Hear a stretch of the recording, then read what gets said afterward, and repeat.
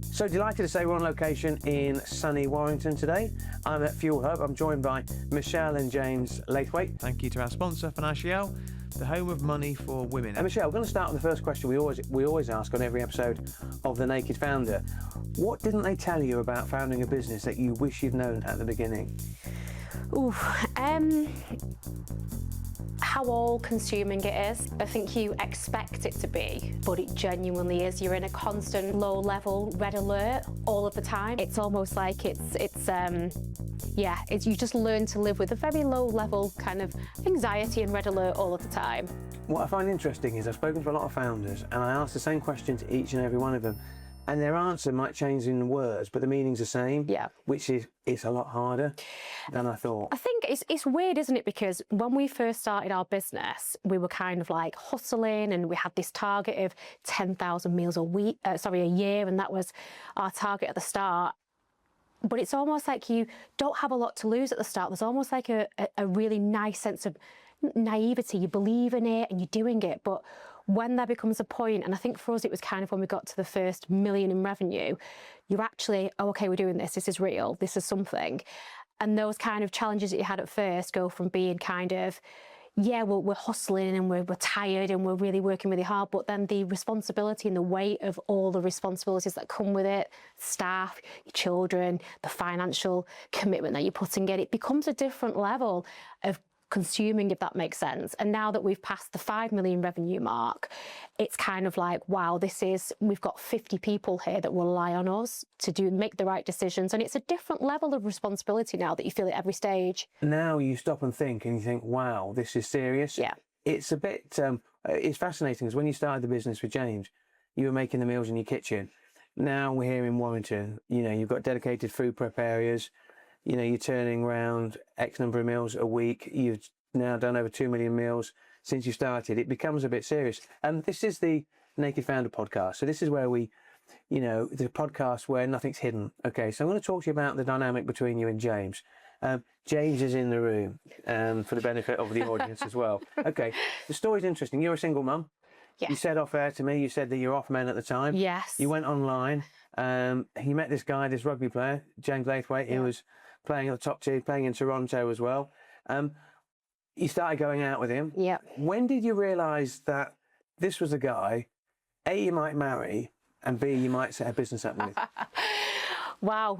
Well, when we first met, I'm older than James. So, and like you say, I had my little boy and I had a couple of little businesses of my own and I was just enjoying life, chilled, met James, went on a few dates, had a bit of fun with him. And yeah, it was just nice. We just got on really well, but it took a good year for us to really cement ourselves into a bit of a relationship. Worth saying, of course, James was a rugby league player. Yes. Were you a big rugby league fan? No. Did you know anything? No, I haven't got a clue about rugby. I still don't, right? And I used to go and watch him play and I didn't have a clue what I was watching. And still to this day when he watches it, he says things and I haven't got a clue what he's on about. James broke his left leg 4 times. He did, yeah. And you were there in the stadium once where you saw him carried off with an injury. Well, yeah, so this was the first time that I went to watch him after probably about 2-3 months maybe it was, and I went along with my friend and after 20 minutes he broke his neck in front of me and got stretchered off, so it was a bit of a oh my god what do I do kind of moment.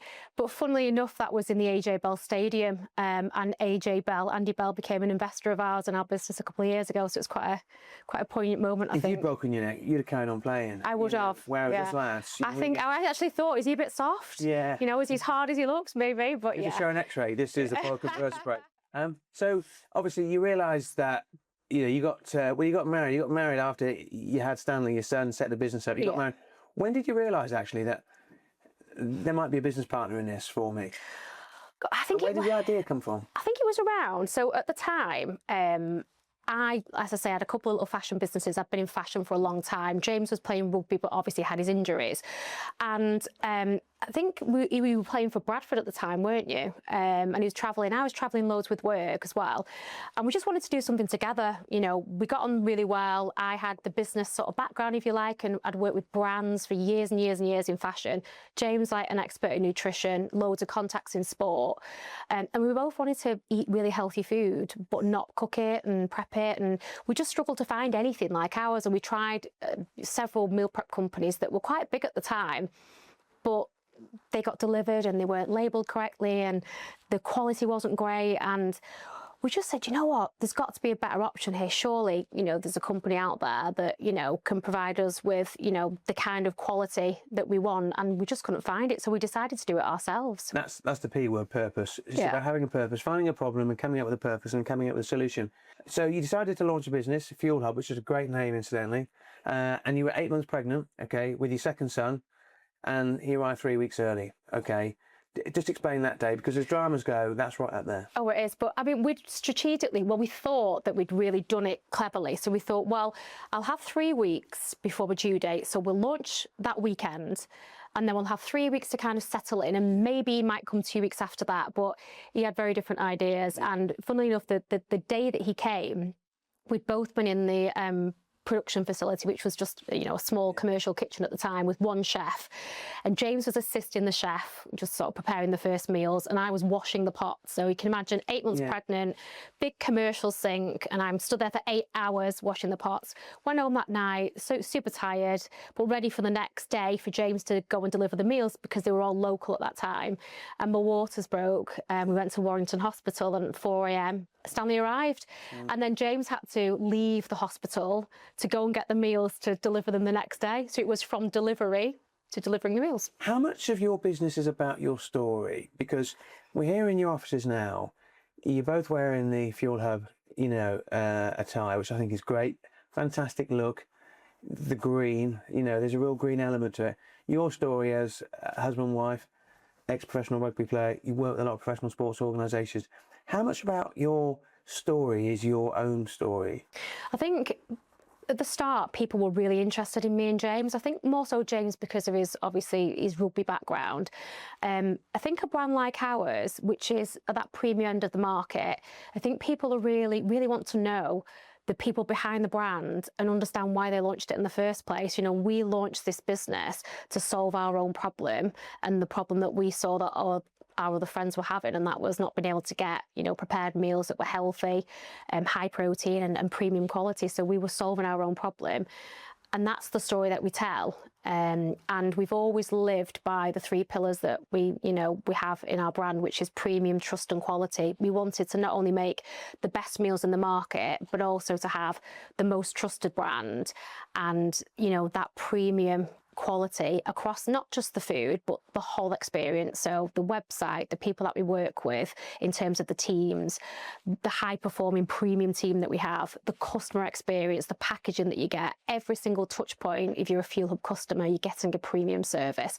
And that is what, even from day one, I used to drive James mad with this. I always used to say no to things because I always taught the team to act bigger and act more, you know, bigger than you are, and, you know, cream rises to the top, just stay focused, make sure that we keep sticking to our guns, and that's what we've done, and it's made us actually #1 on Trustpilot. So that's the trust element. That's the Apple philosophy, isn't it? Where you're consistent with what you do each and every time. Yeah. And, you know, just to the tour of the premises as well, and from the packaging to the colour coordination to everything, it's all fantastic. When you found a business at the very beginning, you might not have the pockets, you might not have the resources at the beginning. What sort of sacrifices have you had to make? So at the start, we started with 20 grand, which was sort of life savings really for us both. And obviously we both... What a big, like, huge testimonial and, you know, clean up millions of pounds. James was very clever, actually. So for a young guy, he was very clever. He'd got a couple of houses. I think you had 3 at the time, didn't you? 5? 4? 5? Yeah. Well, basically bought some houses that he rented out, so we had a little bit of that sort of equity there, which was handy. So later down the line, when we needed a bit more of a top up, James was able to sell those houses, which was really helpful. But we started off really on a shoestring, and we set up a kitchen, which was, you know, but it was high performing for the level that we were at. We went out and we bought the best equipment straight away because that was that quality that we wanted to make sure from the very, very start that it was really, really sort of high quality, and we'd used all the right equipment. We bought a desk off eBay that was 20 quid, and I think we drove to somewhere like Macclesfield to get it. And I remember where all James, the best desks are. oh yeah, of course. And it was really funny because it had a red chair on it, an old red swivelly chair, and James, he likes to negotiate, you see, and he got the chair thrown in for free, and it was disgusting, but we still got it. It still sits in his office, the red chair. But that's the lesson, is cash flow. Yeah. And it's about monitoring how much money you hemorrhage. Yeah. So I meet a lot of founders, early stage founders, and there's almost this expectation and this almost entitlement, and that they want to raise money to support a lifestyle. Yeah. You bootstrapped your business until you met Andy Bell and his business partner as well. Just explain how that relationship came about, because they invested 1.2 million. They did, yeah. And just going back to your original point, actually, you know, me and James, it was a really long time before we took a wage, and we sacrificed loads. We sold our house that we had together, and we moved into James's old apartment, which was a 2-bedroomed apartment with no garden. And at the time we had a newborn, and Alfie was at home homeschooling because of the pandemic. So we sacrificed a lot. But yeah, we ended up moving to Lim, and we rented a cottage, and the landlord was Fergus Lyons. Now, we didn't realise who Fergus was at first, but we became really friendly with him. Great guy, and he took an immediate interest in our business. For the benefit of our audience, Fergus Lyons was at AJ Bell. He was, yeah. And was very close friends with Andy Bell. Absolutely, yeah. So there for a long time, and he was just a really great, knowledgeable guy. And he said to us, you know, if you ever want any, you know, advice or run anything by me.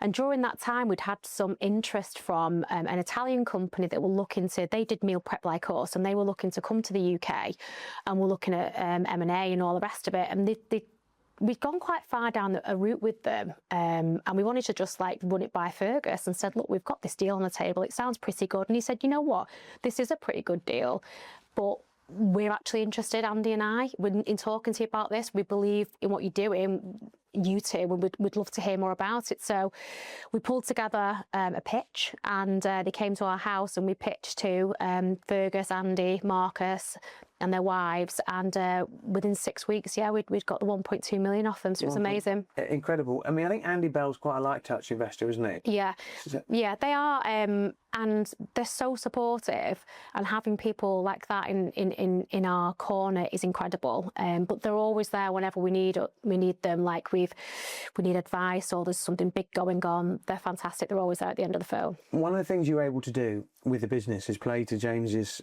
sporting connections. You're able to leverage his sporting connections. So your meals are, a lot of professional clubs use your meals. Just give us the background to that.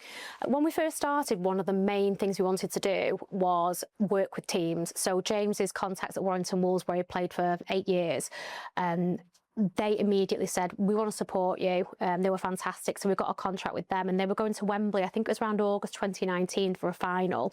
And we provided them with meals for that. And we got some photographs outside of the Halliwell Jones Stadium.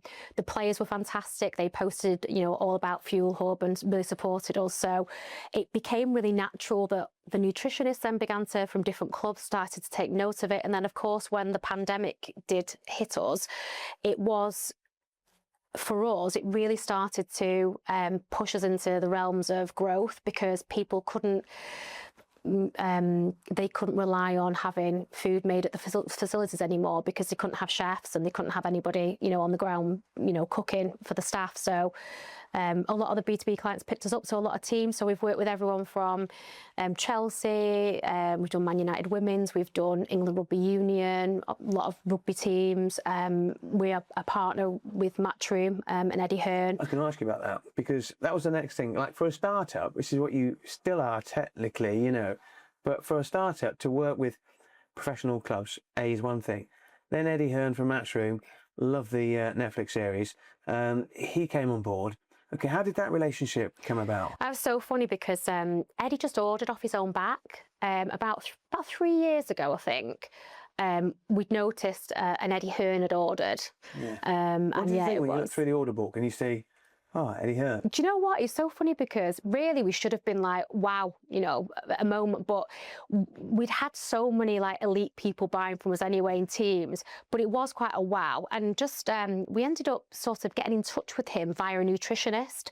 And he just sent us this really great email saying, look, love what you guys do. I'd love to have a chat with you. And I went down, I had a meeting with Eddie at Matchroom HQ, and he was just the best guy. A couple of hours, he was brilliant. And at the time it was like, look, I'd love for you to support me in my own personal journey, which we did for about 12 months. He said, and then it kind of progressed to, would you then support the staff at HQ as part of our wellness package, which we did. And it's now developed into a full partnership with them. But they are just incredible to work with, and the synergies between their brand and ours are brilliant. And Eddie is the busiest man I've ever met, but what a professional guy. He gives every single person so much of his time, including us obviously, but even before we were official partners. But you can watch him at events, and anybody that stops him to speak to him, whether it's a fan or whoever, he is so engaged with them. It's amazing. I find that fascinating. The best ambassadors, the best partners are invariably customers anyway, Yes. because they believe in what you're doing. What's Eddie Hearn like when the cameras aren't on him? He is absolutely a massive fan of FuelHub. Like when the cameras aren't on him and he's with us, he's brilliant. It's not about politics.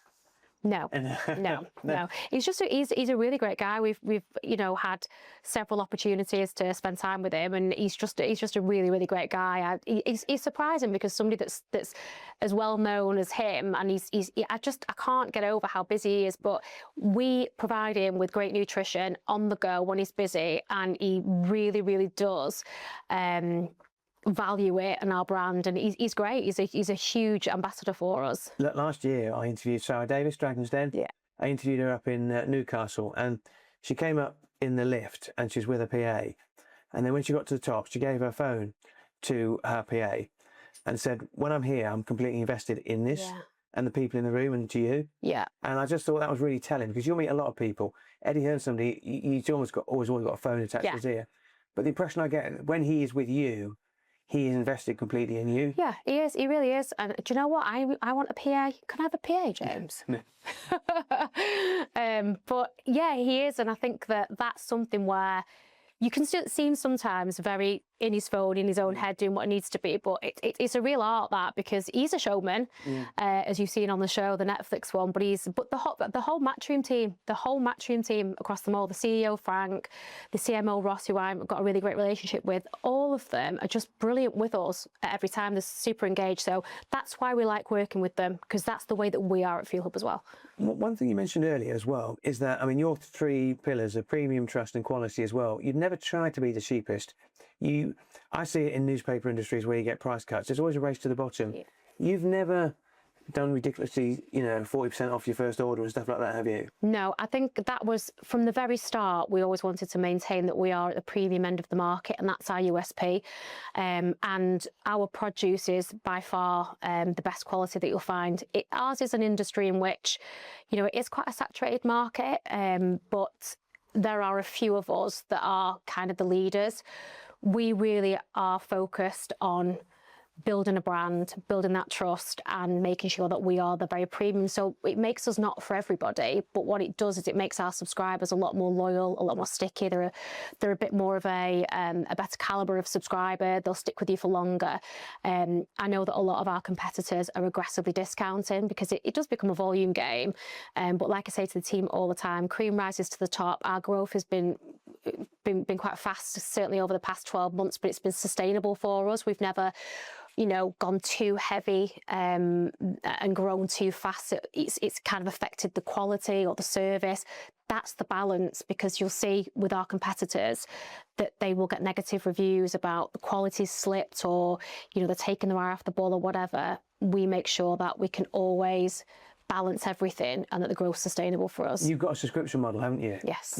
So you know that you're going to be X number of orders every week as well. I mean, that's if you can get a subscription-based model for any business, that's the holy grail.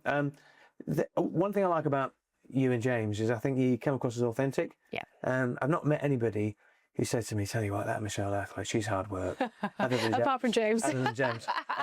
But you see, and I think that comes across. It comes across in your LinkedIn as well. And And there's a LinkedIn post that I thought was brilliant. You did it on your 5th anniversary of FuelHub, and you attached 2 photos. They were 5 years apart. In the first one, you were 8 months pregnant, and you were ready to deliver your first food order. And then the second, 5 years on, you're in front of this giant articulated lorry, and you've got all the FuelHub meals with all the packaging. Were the kids with us, I think, weren't they as well?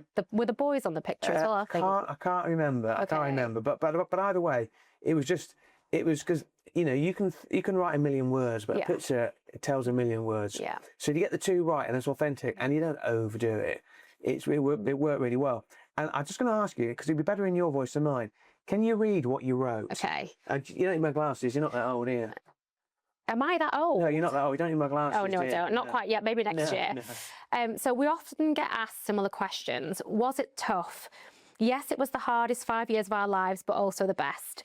What were the biggest challenges? I'm so proud of what we've built. We've had so many challenges, including a newborn, a pandemic, a cost of living crisis, food prices and energy at an all-time high, to name a few. It certainly has been tough. We have invested everything into our business, made massive sacrifices and taken huge risks. There were many times when James and I felt exhausted, overwhelmed and financially and emotionally stretched to our limits. But we helped each other through the tough days because we always believed in what we were building. Yeah, I mean, and you had a really good response to that. What's your approach to LinkedIn? So it's a funny one with LinkedIn, because you just touched on me and James being authentic, and we are. And what we want to be founders that we want our story to like inspire people, and to be show them that we literally did come from nothing. We had no money. We don't come from wealthy backgrounds, very working class roots. And we've built something really special together that we're so proud of.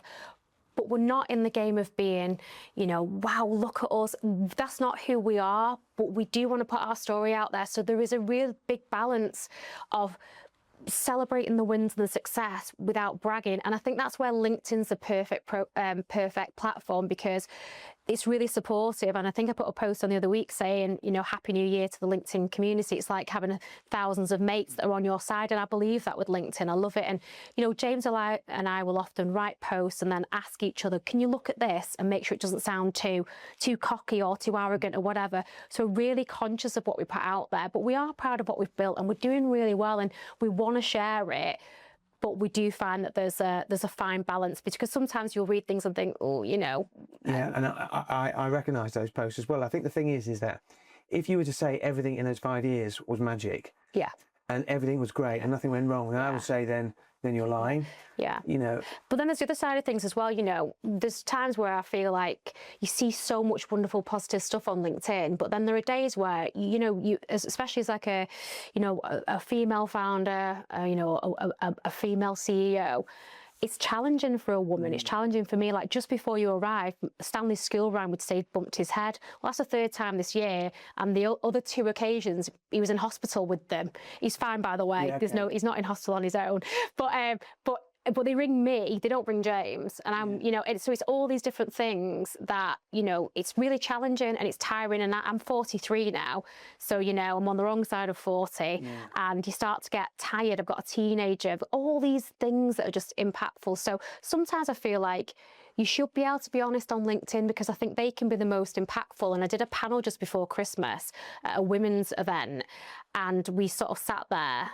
And we were really honest. It was a room full of women, and we were asked about like the day-to-day challenges. And in that kind of environment, you can really be honest and a little bit vulnerable and say, it is challenging. So it's not all rainbows and butterflies. It's tough, and we're going through this massive, growth period now where the problems are still, daily, but they're a lot weightier now, a lot heavier. So that panel would have been with the amazing Louise Stevenson. Louise, yeah, exactly, because she's raised like 160,000, 200,000 pounds for breast cancer. Brilliant. She's a phenomenal lady as well. Yeah. I just want to focus on the relationship between you and James as a husband and wife. And the reason I say that is because there was a study that estimates there are 1.4 million couples or co-preneurs in the UK.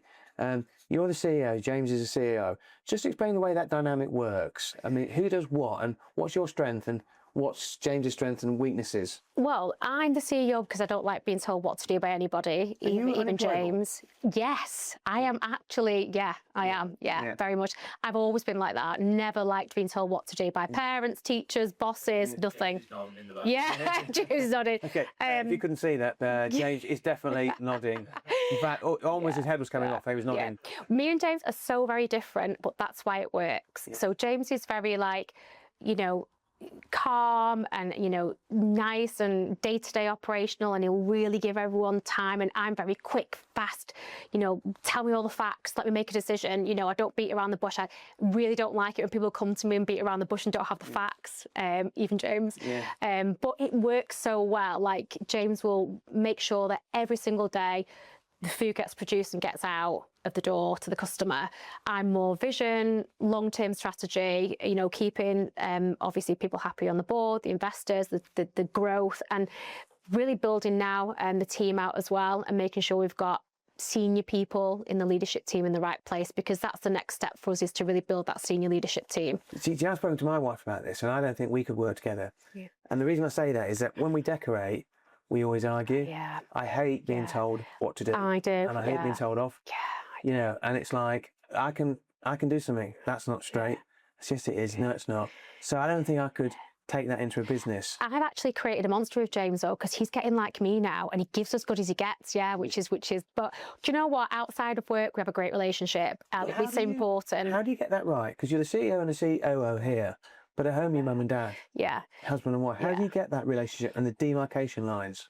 Do you know what? I think because we've got, the boys are amazing and we have so much fun with them. We're dead outdoorsy. We love going to the lakes and going for walks with the boys. We've got football, we've got RAF cadets for Alfie, and we've got all these things going on. And we just always say to each other, when we get home at night, we probably will have like an hour where we'll talk work, because a lot of the time we're like ships at passing here. We don't even see each other.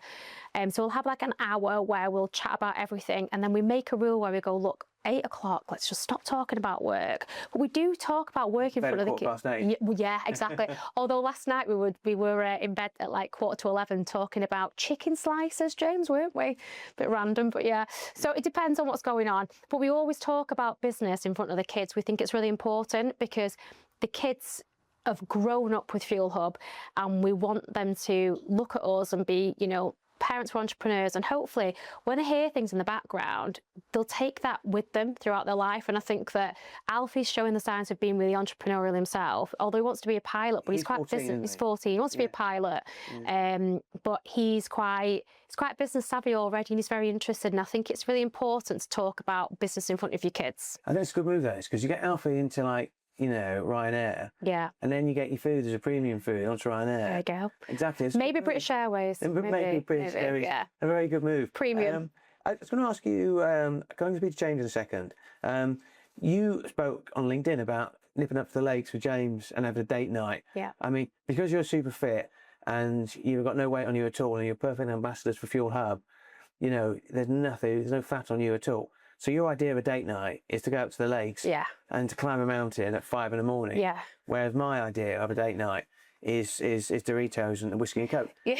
How important Sounds great. How important is that to you as a couple and you as co-founders? It's massively important. And, you know, for the first few years, we really couldn't do much because of, you know, the finances. We couldn't leave the business. The lakes is our happy place. We love it. The minute that me and James get to the lakes, we just go, okay. And we'll have like one night. It's a break from the kids as well. We've got a fantastic team here that we can completely trust to run things for us.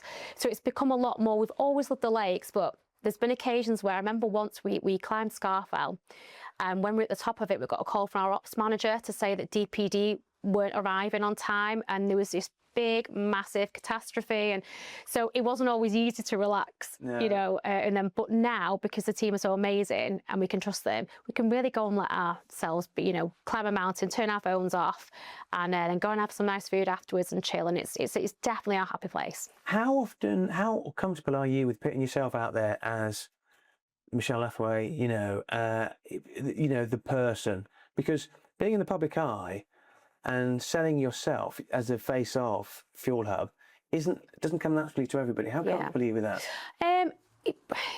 I'm comfortable with it in the right formats like this. I'm not being on a panel and speaking to, you know, other founders. I love being in that space. I'm not really a big Instagrammer. I'm not really somebody that puts themselves out there on Instagram and all the rest of it. I think James feels a lot more comfortable just given that he's obviously used to play rugby in front of thousands of people. James has done like commentary on BBC and stuff. I mean, I do a regular spot on BBC Radio 5 Live. It's easier on radio though. Yeah. And yeah, so I'm getting more comfortable with it really. I'm a big fan of Radio 5 Live. I'm a big fan of actually female founders being heard and seen as well. Definitely, yeah. We're going to come to James now and talk about, well, he's going to have his right of reply, basically, but he's also going to talk about the transition from being a professional sportsman to being a business person, but also the dynamic between the two of you as well. So that's the first half over. That was Michelle Laithwaite, the Chief Executive of FuelHub. Part 2, the second half, is James Laithwaite, her husband. He's the COO, played over 100 games in his rugby league career, has suffered horrendous injuries as well, a bit younger than Michelle as well, and he said he had to learn from the bottom up when he launched FuelHub with his wife. Looking forward to this. Well, delighted that James Laithwaite has joined us. He swapped seats with his wife, Michelle. You sat in on what Michelle said earlier. I'm going to ask you a couple of questions. One about the relationship between sport and business, the relationship between you and your wife as well in terms of being the co-preneurs as well. But you were nodding vigorously when Michelle said, I don't like being told what to do. Okay, just you know, shine a light on that. Well, yeah, I think it sort of speaks for itself. Michelle doesn't like being told what to do. She's very, very independent, amazing lady. Or I wouldn't have married her. But yeah, Michelle's very strong, independent, and she likes to do sort of what she feels right. Obviously, she listens to my views and takes it all on board. However, though, if Michelle has got something on her mind and she thinks it's the right decision, she's very driven, a driven person. Yeah, great answer. We're going to start about sport, if I may. I mean, this is the Naked Founder podcast. If this was the Naked Sportsman podcast and I got you to reveal your left leg, you broke it 4 times. I think you got double pins and you got plates and you got all sorts in there as well. You played over 100 games in a professional rugby league. Interestingly, I asked Michelle how many tries you scored and she knew, but it was a guess as well.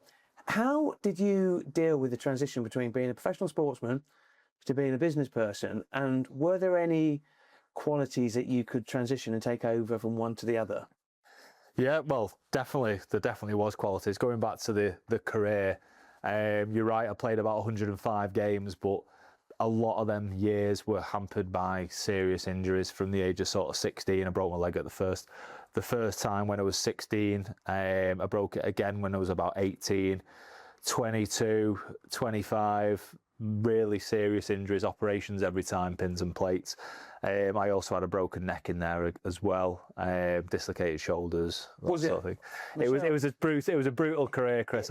I'll be surprised if there's anyone with an injury record like mine, to be honest. Yeah, I mean, was it a proper broken neck? Because Michelle mentioned it, and people talk about broken necks, like people talk about Bert Troutman, the former Man City goalkeeper as well. You know, what's it like dealing with that? Because the resilience that you need in business, and it's the R words, what you hear more than anything, is resilience what you need in sport? Yeah, definitely. Well, my broken neck was a fractured C3, so there's different vertebrae and stuff in your neck. Some are a lot more serious than other, and it all affects different parts of your body. So I was very fortunate to just fracture C3. I was actually sort of paralysed for a few hours, sort of from the waist down. I think it was a sort of lost feeling in my legs and toes. You wouldn't have known if it was temporary or permanent? No, at that point I didn't know. I think I lost feeling in sort of my fingers and arms for a bit as well. Got on a stretcher, went to hospital, and then it started coming round, the feeling like a pins and needles feeling. But luckily by that evening, the feeling had fully come back. I had a very stiff neck. However, the feeling did come back. So I was very lucky in that instance. Going back to your question about sort of resilience and what sort of traits I've learned from rugby, I feel there are loads of really good qualities that I've learned from being a professional. Sort of a good attitude, mental resilience, coming back from injuries, been on crutches for a number of weeks, been bedbound for weeks, having to focus on your diet. That was a big area which forced us to found FuelHub really, because with all my injuries, if I'd have just gone and ate rubbish on the sofa for 12 weeks, that would have been the worst thing for my recovery. So I was always focused on diet when I was injured. That was one thing I was very, very serious about. Even still getting to the gym with a cast on my leg, I was still doing chin-ups with a cast on, and sat on the rower with one leg on a skateboard, for example, while I was doing rowing. I was doing all this sort of stuff to keep fit and keep my nutrition in check. So I was always on the money on that side of things. But I just think in general, when you're part of a team and you want to do your best for your teammates and you want to perform for the crowd, whoever's watching, paying good money to come and watch you, all them traits have sort of set me well in business. You were part of a team at some of the clubs that you played at: Warrington Wolves, Toronto Wolfpack, Bradford Bulls, to name but three. You're part of a team here. You've got an inner team with Michelle, Yes. and then you've got the FuelHub team of 40, 50 staff as well. That transition into becoming a business founder, how easy was that? Because it wasn't something you were taught, was it? No. It was quite difficult, to be honest. I sort of founded FuelHub with very limited experience in business, in anything to do with business, finance, invoicing, emails, you name it. I was sort of starting from the bottom. If there was like a bottom level of sort of founding something or going into a career, I started from the bottom really. But luckily I was always sort of a doer. I had a brain, like I got good GCSEs, I went to college, and like Michelle mentioned before, when I was very young, I got a little terraced house, and then I got like a flat, an apartment, got a few more from sort of remortgaging them, and luckily we had a bit of money behind us just from using my brain. So I was sort of on the right path, that side of things. But in terms of the business, I was starting from scratch. I didn't really even know how to send emails correctly and what terminology to use. So yeah, it was all a learning curve. Me and Michelle were doing everything in the business from the start, from washing pots to chopping vegetables to packing boxes to delivering boxes. We did everything, you name it, and it all set us in good stead for where we are now. There's no role in the business that me and Michelle haven't done. No, final question. You mentioned that about you could barely send an email. Not because you're stupid, because you weren't, but simply because, and I've spoken to a lot of professional sports people, and everything's done for them. Yeah. You know, their food, their passports, pay their bills. And when that stops, a lot of them struggle as well. Yeah. You seem to have this really insatiable appetite to learn. Yeah. Would that be fair? Yeah, definitely. Yeah. Like obviously we've got an amazing tool of online social media, all this sort of stuff now. Now we've got ChatGPT, AI. So there's so many learning tools out there.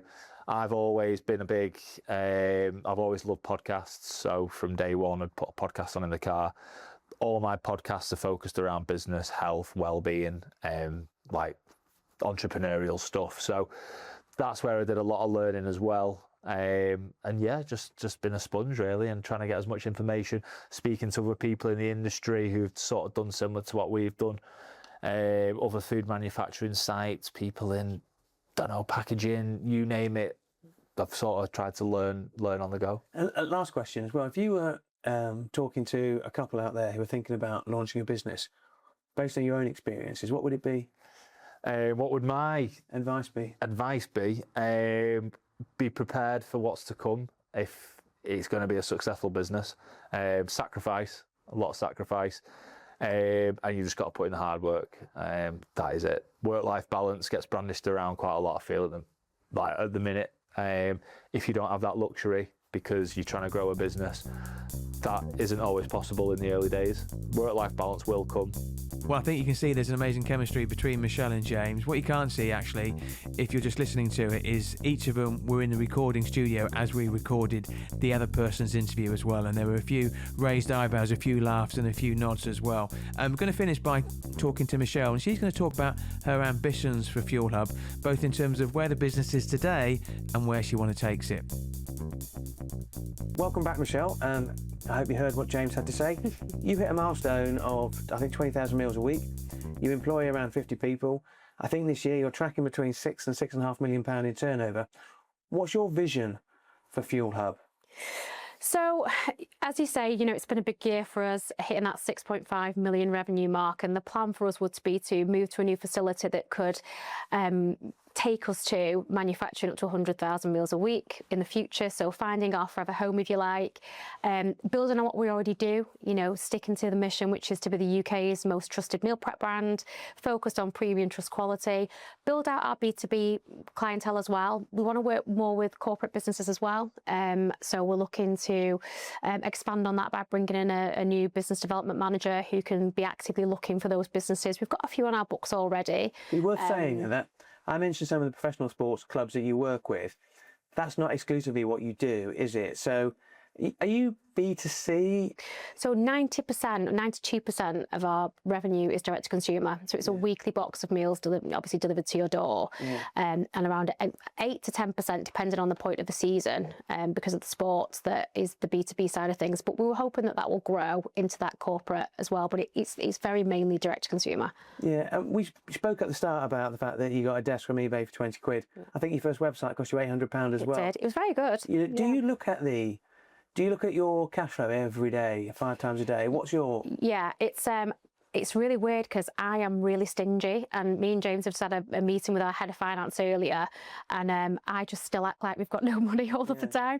But we do need to invest, but it's great. You know, James is really good with the numbers as well. He really can, you know, have a good understanding and a grasp of costs and the operation. So head of finance is great. We're all in it every day. We've got a really robust financial model and system that we're all in every day. So yeah, we do stay very close to it because it's key.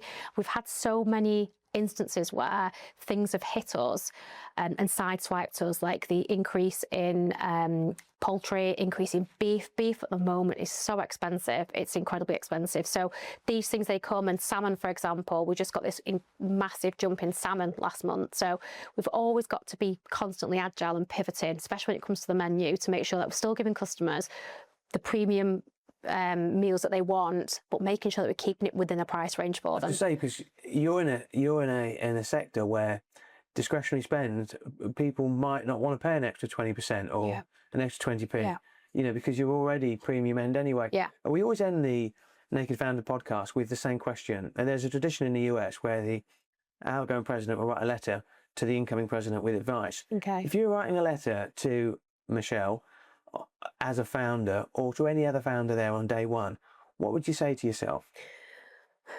Always trust your gut. It's so simple. Like, I say this to everybody all the time. Just trust that feeling in your gut all the time. If you believe in something, don't listen to people. We got told from the start, like, you know, you're crazy. This little food thing you're doing, it's not really going to be anything. And, you know, me and James were lucky to have each other, but we always believed in it. And if you believe it, it will happen, and just don't ever deviate from that. Just trust your instincts is what I would say. I know it's very simple, but have faith in your beliefs and your instincts. You didn't have a plan B, did you? No. It was plan A? Yeah, all the way. Michelle, delighted that you could invite us and take part in the Naked Founder podcast. Huge thank you as well to our sponsors, Financial. We couldn't do it without them. Thank you very much to Michelle Laithwaite.